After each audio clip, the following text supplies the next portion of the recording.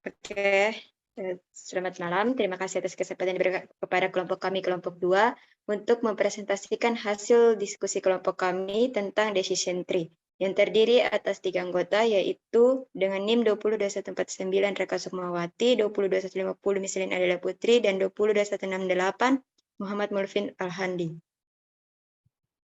Dalam decision tree ini, dalam PPT ini kita akan membahas yang pertama pengertian, kedua alasan menggunakan decision tree, ketiga terminologi dalam decision tree, yang keempat cara kerja decision tree, dan kelima kelebihan dan kekurangan decision tree. Yang pertama pengertian decision tree. Decision tree adalah teknik pembelajaran. Decision tree adalah teknik pembelajaran terbimbing yang dapat digunakan untuk masalah klasifikasi dan regresi, tetapi sebagian besar lebih disukai untuk menyelesaikan masalah klasifikasi. Ini adalah pengklasifikasi berstruktur pohon, di mana simpul internal mewakili fitur kumpulan data, cabang mewakili aturan keputusan, dan setiap simpul daun mewakili hasilnya. Pada pohon keputusan terdapat 2 simpul, yaitu simpul keputusan dan simpul daun. Simpul keputusan digunakan untuk membuat keputusan apapun dan memiliki banyak cabang. Sedangkan simpul daun adalah keluaran dari keputusan tersebut dan tidak mengandung cabang lebih lanjut.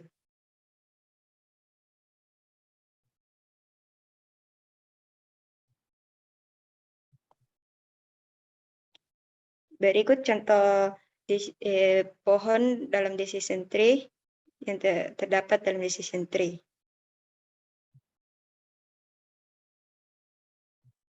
Yang kedua yang akan kita bahas yaitu alasan menggunakan decision tree. Ada berbagai algoritma dalam pembelajaran mesin. Jadi memilih algoritma terbaik untuk kumpulan data dan masalah yang diberikan adalah poin utama yang harus diingat saat membuat model pembelajaran mesin. Di bawah ini adalah 2 alasan menggunakan decision tree.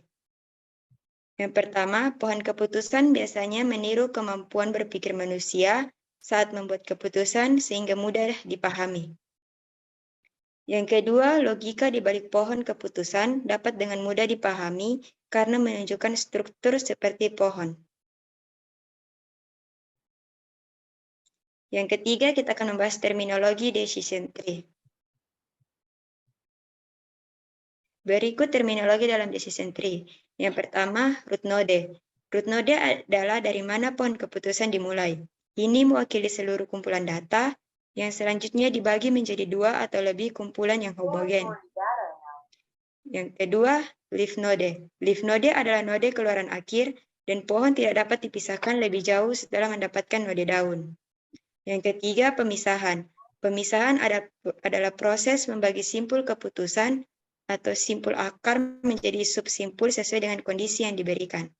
Yang keempat, branch atau subtree adalah sebuah pohon yang dibentuk dengan membelah pohon. Yang kelima, pemangkasan. Pemangkasan adalah proses menghilangkan cabang yang tidak diinginkan dari pohon. Yang keenam, simpul induk atau anak. Simpul akar dari pohon disebut simpul induk dan simpul lainnya disebut simpul anak. Yang selanjutnya yang akan kita bahas cara kerja decision tree.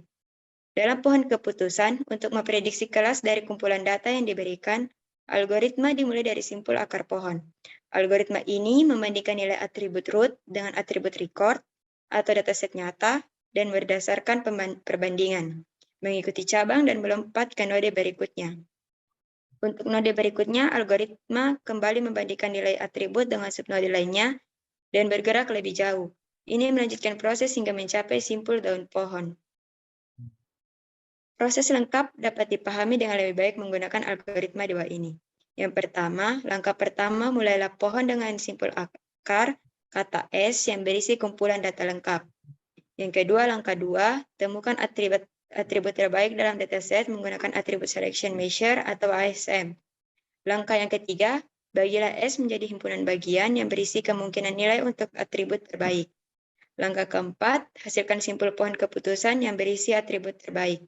Dan yang kelima, secara rekursif membuat pohon keputusan baru menggunakan himpunan bagian dari kumpulan data yang dibuat pada langkah 3. Lanjutkan proses ini hingga tercapai tahap di mana Anda tidak dapat mengklasifikasikan node lebih lanjut dan menyebut node terakhir sebagai node daun. Yang selanjutnya kelebihan dan kekurangan decision tree. Yang pertama, kelebihan decision tree. Kelebihan yang pertama, mudah dimengerti dan dianalisis. Kelebihan yang kedua, hanya memerlukan sedikit pemrosesan data di awal pembuatan.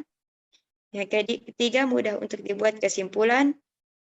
Dan yang keempat, bisa dibuat secara numerik atau kategori. Yang selanjutnya, kekurangan decision tree. Kekurangannya pertama, rentan terhadap kesalahan dalam masalah klasifikasi karena ada banyak pilihan. Yang kedua, penghitungan bisa menjadi sangat kompleks, terutama jika banyak nilai yang tidak pasti. Yang ketiga, overfitting. Yang selanjutnya kita akan menuju ke program Jupyter Notebook. Program akan dilakukan pada Jupyter Notebook dan akan dijelaskan oleh teman kelompok saya, Muhammad Mulfi.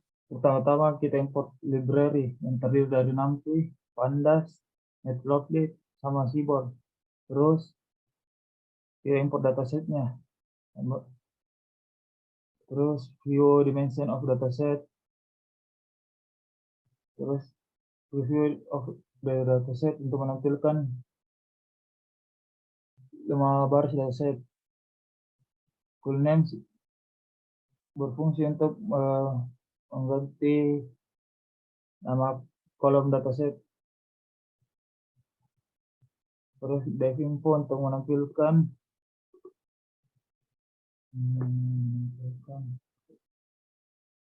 ringkasan dari dataset.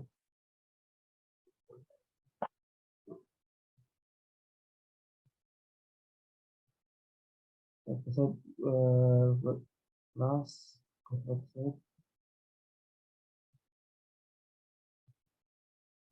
drop class untuk memisahkan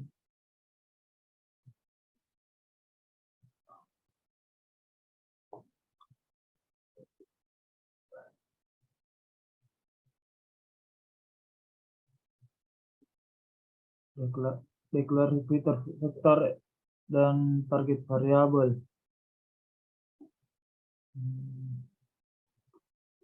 Split data training dan data test.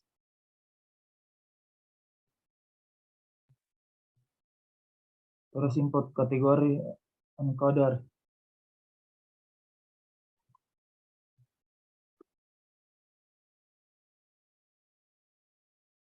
Terus import decision tree class word di dari decision tree.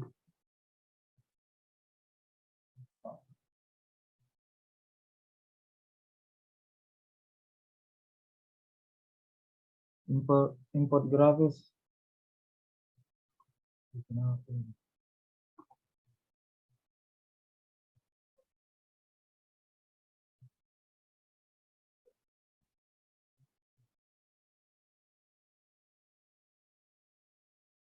Dan dari presentasi dari kelompok saya, kurang lebihnya mohon dimaafkan. Wabillahi taufiq hidayah. Assalamualaikum warahmatullahi wabarakatuh.